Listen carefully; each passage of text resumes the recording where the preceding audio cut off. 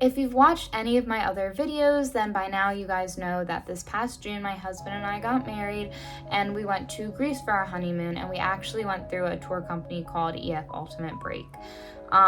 We spent 12 days with them. We island hopped all across Greece. We went on their Ultimate Plus Greek Island Tour.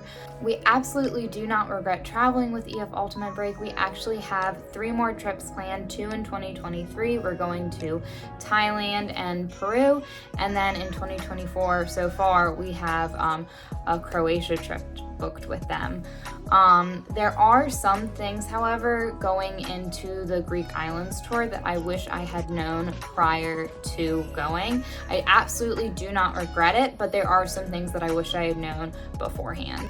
So here are 5 things that I wish I had known before booking my trip to the Greek islands with EF Ultimate Break. So number 1, you actually go to most of the city centers in the evening. So think like all the touristy spots like the Pink Door in Paros or Little Venice in Mykonos. You actually don't go there until maybe 2 p.m. or later. A lot of the times it wasn't till about 4 o'clock. Usually because we were either traveling that morning or our tour director had organized an activity that we chose to participate in. We didn't have to. They were just usually really exciting, like hiking a volcano. So by the end of our trip, our last city we visited was Mykonos before going back to Athens to fly home. And in Mykonos, we actually decided to go into the city center early. I think our group was planning to go there around 4 o'clock, and myself, my husband, and a few other people from our group decided that we wanted to go early. So our tour director had offered us that chance, and actually had sent us where the local bus stop was, the bus stop schedule, and how to get there, what stop to get off at. So we actually went around 1 o'clock, and it was perfect because everything wasn't super crowded. We got a ton of photos without people in the background, and overall it was just really nice to be able to explore kind of the narrow, beautiful streets without having to like elbow people to get into the stores or get a photo or anything like that. Looking back, I really wish that we would have done this with Paros and Santorini, because I think it would have made us feel a lot less rushed. I know in Santorini, on our second day there, we could have gone in the morning. We ended up not going to a planned activity, and we decided to just hang out by the hotel pool. It was gorgeous out. My husband took a nap. I hung out with some of the girls, read a book. And my tour director had offered us to help us book a taxi if we wanted a private taxi ride into the city, or send us the bus schedule. One of the girls from our tour group actually did decide to take a private taxi to Santorini, to Oia, and got to see the sunrise there. I don't know if I would have gone that early, but I don't think we got there until maybe 5 o'clock, because beforehand we were doing some other sightseeing, and we also did the Cliffside Winery. So I definitely didn't want to miss out on that, but we could have gone from maybe like 9 to noon and still had time to come home, change, and get ready to go back out with our group. And I wish I would have done that, because when we did get to Santorini, it was really crowded. It didn't take away from the beauty at all, but I did feel like I was kind of elbowing people to get through some of the narrow streets, and I'm really short, so it was hard to see a lot. I'm only 5'2", so a lot of the time I was kind of like looking up into the crowd to try and see different store signs and get into different places. Like I said, our tour director had offered us this option, but I think I was just a little bit naive about how crowded it was going to be in the evenings. And Mykonos was just such a more relaxed, enjoyable experience, because by the time our group did get there, it was super crowded, and I didn't enjoy it nearly as much as a few hours prior to when there was almost no one wandering the streets. So I wish I had done that in Santorini and in Paros, because by the time we got there, you know, we ate, we kind of saw the sights, but it was kind of rushed. And then it was dark out, so there weren't really time for extra pictures, or if you wanted to go back to something. It was still gorgeous. I just wish I had a little bit more time to explore. So number 2, the next thing that I really wish I had known is that the ferry rides are pretty long. You're taking a ferry between islands. That's super normal. Didn't bother me at all. I know my husband had to take some Dramamine beforehand, but it was really enjoyable. The ferries were actually really nice. There was restaurants in there. You could walk around. At one point I was really tired and I even slept on like the carpeted floor. It was really nice. We had like our own private section because the ferries were so big. Our group kind of just spread out and didn't feel crowded at all, which was super nice. The only thing is you don't realize how long these ferry rides are going to be. So when you look at the itinerary and it's saying, oh, you know, today we're traveling to Paros, and you're like, okay, that's no big deal, but you're actually getting there super early, usually the first ferry ride of the day, so maybe 7, 8 o'clock in the morning. And then our shortest ferry ride was, I think, about an hour and a half, maybe 2 hours.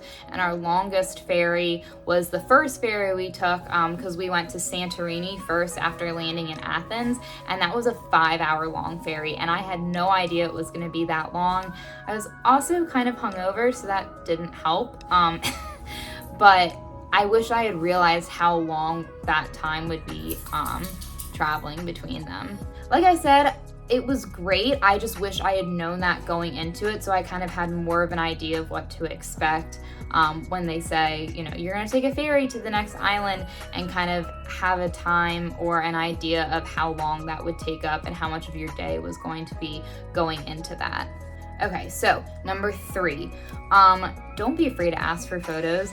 Literally everybody on that trip, everyone wants to get the photo. Everyone wants to see the sights, get the Instagram picture. It's not embarrassing. No one's gonna make fun of you. You're always gonna have people in the group that are like helping you pose, or you should stand over here. Like, it's not embarrassing. It's not weird. No one's gonna judge you. It was just really nice to be around people and not feel awkward about it. And I think I would have felt a little bit more secure going into it if I wasn't so worried about, oh, is anyone gonna be there to take my photo or anything like that, knowing that that's normal, everyone's going to want to do that, and you're gonna have plenty of people willing to help you out. The only thing I will say is don't take up time. Like, if there's 15 people trying to get a photo, like, you're not gonna stand there for 5 minutes hogging a spot. You gotta get in, get out. If you don't know how you wanna pose or where you wanna stand, maybe let other people go ahead of you, and that way you can have some ideas. I know very quickly I learned that there was a lot of other people that knew what they were doing, so I let them go first, and then I would just kind of copy what they did. Number 4, meal times are late, so plan accordingly. I know that Europeans normally eat late, but I guess it didn't really click. I personally eat dinner probably pretty early compared to most people, like around 6.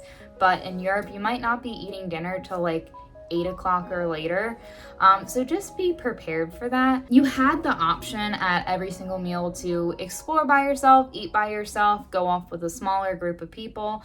I know in the cities, a lot of the time our tour director was like, oh, I'm gonna eat here, do you want to join me? Or that they had scheduled a reservation for us. Like in Santorini and Ferry, there was actually a rooftop restaurant that our tour director took us to, that she had booked the rooftop portion for us so we could watch the famous Santorini sunset and eat dinner with a view. It was amazing, but again, that was later. I'm not used to that, so I wish I had eaten a little bit more beforehand. That's just personal preference though. If that's not up your alley, your tour director will absolutely help you, find a place to eat, give you suggestions. You really don't have to feel pressured to eat with your group. We just really liked the people we were traveling with, and we were a small group. There was only 13 of us, so it wasn't really that difficult for everyone to go together.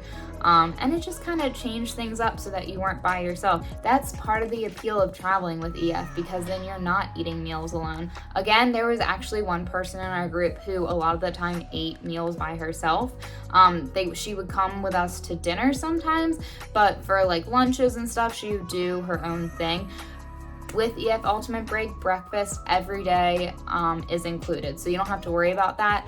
Plenty of times people ate that, but then they also wanted to have like a snack afterwards. It's really just up to you, whatever you want to do. So the fifth thing that I wish I had known about traveling with EF Ultimate Break to Greece beforehand was to download WhatsApp.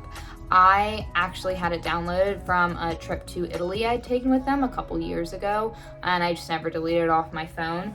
But this is basically a messaging app. It's the same thing as iMessage, only you don't need to be on like a cellular international plan. It works on Wi-Fi, and it's how our tour director sent information to the group, like bus schedules or what our itinerary was the next day. It's also how you can communicate with your fellow group members if needed or wanted. And then you can also contact your family members back home using it. Like I said, it's literally just texting, but on an app as opposed to iMessage, and it made things a whole lot easier. Like I said, WhatsApp is just an app on your phone. You don't have to pay for it. It's free. It doesn't, use any data. So I personally, when I go abroad, I don't have any sort of data plan, international plan. I just only use my phone on Wi-Fi, so I can feel a little bit more, in the moment with my group. And then I can just use it when I get back to the hotel at night, or pretty much every single restaurant we ate at had Wi-Fi, so I never felt like I was super disconnected for very long if I didn't want to be. All right, so those are the 5 things that I really wish I had known prior to booking my trip to Greece with EF Ultimate Break. Like I said, my husband and I used it as our honeymoon. We don't regret it at all. We had an amazing time, and we didn't have to plan a thing, which took a lot of pressure off of me because I'm usually the planner and I'm super type A, and I just loved it. I can't say enough good things about it. If you or someone you know is interested in traveling with EF Ultimate Break across 6 continents, over 80 trips to choose from, and their ages 18 to 35, and they want to travel solo or with friends or with a partner, please visit EF Ultimate Break's website through my link below. If you book your first trip through that link, you'll actually get $100 off your first trip. Feel free to like, comment, subscribe, and if you have any questions, go ahead and shoot me a message. Thanks, guys. Happy traveling. Mommy and Daddy are gonna go on another trip with EF Ultimate Break. Are you excited? Oh my goodness.